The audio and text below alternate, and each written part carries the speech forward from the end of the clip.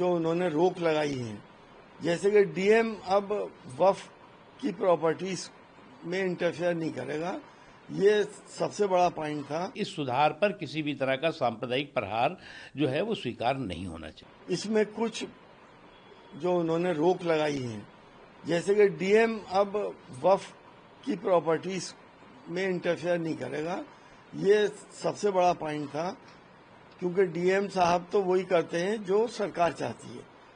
हम इस फैसले का, जहां तक डीएम साहब की बात है, स्वागत करते हैं।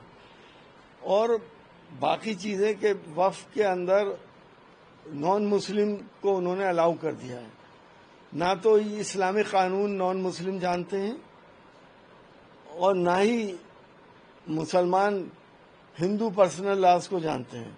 कल को मुसलमान भी ये कहेंगे कि साहब हमें भी मंदिरों के ट्रस्ट में रखा जाए, तो क्या सुप्रीम कोर्ट इस बात को अलाउ करेगा? क्या अलाउ करना चाहिए?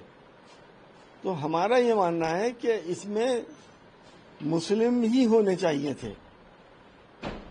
भले से महिलाएं का भी कुछ परसेंटेज होता, लेकिन नॉन मुस्लिम होने का इसके अंदर कोई औचित्य नहीं है। सुप्रीम कोर्ट ने फैसला दिया, लेकिन यह ध्यान नहीं रखा कि वक्फ की संपत्तियों पे अवैध कब्जे जिन जिन लोगों के हैं, सरकारों के हैं, उसका क्या होगा? सबसे ज्यादा तो अवैध कब्जे सरकारों के हैं। क्या सुप्रीम कोर्ट उन संपत्तियों को फ्री कराएगा सरकार से, और अवैध कब्जों से जो पब्लिक ने कर रखे हैं?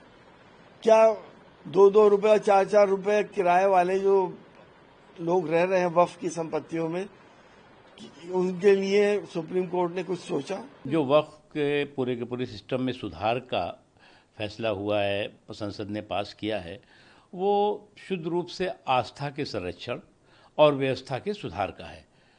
जो आस्था है उसका संरक्षण है, और जो प्रशासनिक व्यवस्था है उसकी सुधार का है। लेकिन अफसोस की बात है कि जो लूट की लंपट लाबी है, वो लूट के लाइसेंस की छूट चाहती है। अब लूट की लंपट लाबी अगर लूट के लाइसेंस की लीगल छूट चाहती हो, तो वो इसी तरह का हाहाकार, हंगामा और एक काल्पनिक भ्रम पैदा करने की कोशिश करेंगे, क्योंकि ये वो लोग हैं जिन्होंने वक्फ के पूरे सिस्टम को टच मी नॉट बना दिया था। और एक जो ज़मीनी जो है वो कानून था, जो संसद का कानून था, उसको आसमानी किताब बना दिया था कि साहब इसको कोई छू ही नहीं सकता। जहाँ तक सवाल है कि जो प्रशासनिक व्यवस्था है, उसमें जो है वो समाज के सभी वर्गों की हिस्सेदारी, भागीदारी इस नए कानून में जो है। अब ये कहते हैं कि जी नहीं, इस सेकुलर कंट्री में कम्युनल एंट्री और नो एंट्री का फार्मूला रहेगा, कि इसमें जो है वो कोई भी जो है वो दूसरे मजहब का जो है वो इस प्रशासनिक व्यवस्था का हिस्सेदार, भागीदार नहीं बन सकता। तो सेकुलर कंट्री में कम्युनल नो एंट्री का जो है वो फार्मूला नहीं चल सकता। दूसरी चीज़ ये कि मैं मानता हूँ कि जो लोग इस पूरे के पूरे वक्फ के सुधार पर हाहाकार और हंगामा और हुड़दंग कर रहे हैं, वो शुद्ध रूप से ऐसी लूट की लंपट लाबी है जो लूट के लीगल लाइसेंस की छूट चाहती है, इससे ज़्यादा कुछ नहीं है। और इसलिए जो है वो जो भी कोर्ट ने इस पे फैसला किया है, सरकार ज़रूर उसको देखेगी। लेकिन मेरा मानना है कि इस सुधार पर किसी भी तरह का सांप्रदायिक प्रहार जो है वो स्वीकार नहीं होना चाहिए। माननीय सर्वोच्च न्यायालय ने जो भी निर्णय दिया है उसका अभी अध्ययन करेंगे हमारे जो खास करके हमारे वकील हैं वहां पर जो सरकार की तरफ से। लेकिन जो भी निर्णय आया है हम उसको स्वीकार करते हैं। और सबसे बड़ी बात यह है कि पूरे जो संशोधन अधिनियम 2025 है वक्फ का, उसको पूरी तरीके से उस पर कहीं को रोक नहीं लगाई है। कुछ चीजों पर रोक की बात की है, जो चीजें उठाई थी तमाम याचिकाकर्ताओं ने, कुछ चीजों पर अभी मुझे लगता है कि जल्दीबाजी होगी कुछ कहना। लेकिन मुझे लगता है कि जो वक्फ का संशोधन आया 2025 का, उसको लेकर रोक लगाने को माननीय सर्वोच्च न्यायालय ने कहा कि इस पूरे कानून पर रोक नहीं लगाई जा सकती है। तो जाहिर सी बात है ये जनहित के लिए लाया गया कानून है।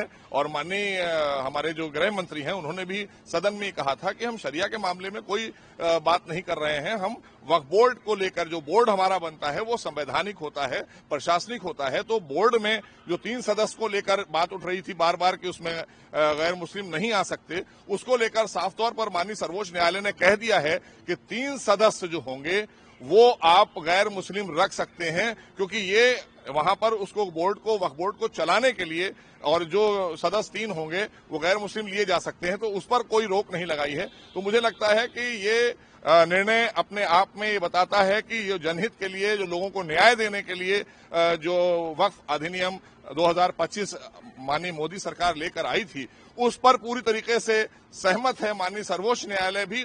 और जो हमारे याचिकाकर्ता हैं, जिन्होंने भाई याचिकाएं लगाई थी, जिन्हें थोड़ा कहीं ना कहीं गलतफहमियां थी, उस गलतफहमी को भी दूर कर दिया है माननीय सर्वोच्च न्यायालय ने। सुप्रीम कोर्ट के जो आज ऑब्जर्वेशंस आए हैं और पार्शियल स्टे, कुछ जो क्लॉजेज हैं वक्फ अमेंडमेंट एक्ट में जो उन्होंने डाले हैं, उसका स्वागत करते हैं। एक मुस्लिम महिला होने के नाते मैं ये ज़रूर कहूँगी कि जी, वक्त के साथ, समय के साथ सिस्टम्स हैं, बदलते हैं और बदलने भी चाहिए। It should evolve with changing times. पर जो एक सैंक्टिटी होती है कल्चरल और जो रिलीजियस स्ट्रक्चर की, उसको मेंटेन करना बहुत ही आवश्यक है। और आज जो रूलिंग दी है सुप्रीम कोर्ट ने, जिससे हमें पहले इस एक्ट में जो हमें मेन कुछ आपत्तियां थी, जैसे कि कलेक्टर को जो आर्बिट्री पावर्स इतने मिल रहे थे, जिससे कि हमें इस बात की फिक्र थी कि गवर्नमेंट इंटरफेरेंस ज़्यादा होगा। नॉन मुस्लिम्स की इन्वॉल्वमेंट वक्फ बोर्ड में आज एक ऑब्जर्वेशन फिर डाली है कि लिमिट होनी चाहिए, 3 लोग से ज़्यादा नहीं होने चाहिए जो नॉन मुस्लिम्स जो बोर्ड पे आए। साथ ही में जो CEO हो, इंश्योर करना चाहिए कि एक मुसलमान हो। इन सब जो क्लॉजेज हैं, इनका स्वागत करते हैं।